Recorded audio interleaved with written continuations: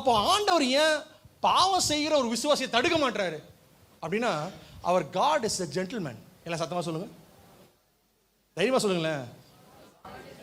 ஏன்னா he will never interfere in your choices. நீ எதெல்லாம் தேர்ந்தெடுக்கிறியோ அதுக்குள்ள அவர் வந்து தலையிடவே மாட்டார்.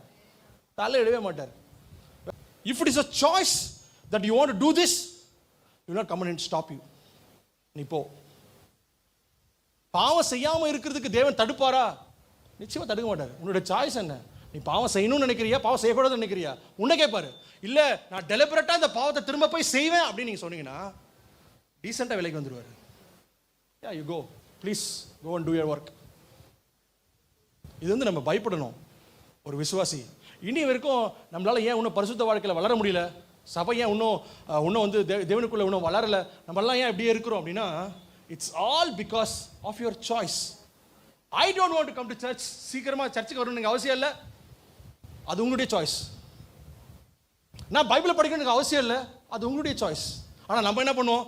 பைபிளை படிக்காம, ஜெபம் பண்ணாம, ஆண்டவருக்குள்ள வளராம, ஆண்டவரே எனக்கு ஏன் அதை செய்ய மாட்டேன்னு ஜெபிக்க ஆரம்பிச்சிடுவோம். ஆனால் உன்னுடைய சாய்ஸ் என்ன இருக்கு? No no. ஹல்லேலூயா. தேவன் பாவம் செய்யாமல் இருப்பதற்கு கிருபை தருவாரா? நிச்சயமா கிருபை தருவார். ஆனா கிருபை தந்தும் கூட நான் திரும்ப போய் அந்த பாவத்தை நீ செய்வேன்னு உட்காந்தனா ஆண்டவர் தடுக்க மாட்டார். ஹல்லேலூயா. நீ போய் செய்ப்பா. இதுதான் நம்ம ரொம்ப ஜாக்கிரதையா இருக்கணும். ஒரு விசுவாச வாழ்க்கையில, ஒரு தேவனுடைய பிள்ளை வாழ்கிற வாழ்க்கையில நம்ம எதுக்கு ஜாக்கிரதையா இருக்கணும் அப்படின்னா, இதுதான்.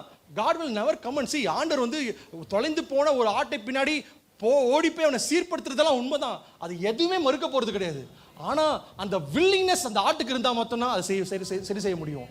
அதை தவிர்த்து அந்த வில்லிங்னஸே அந்த ஆட்டுக்கு இல்லை, நான் இப்படிதான் போவேன் அப்படின்னு சொன்னேன்னா, God is a gentleman.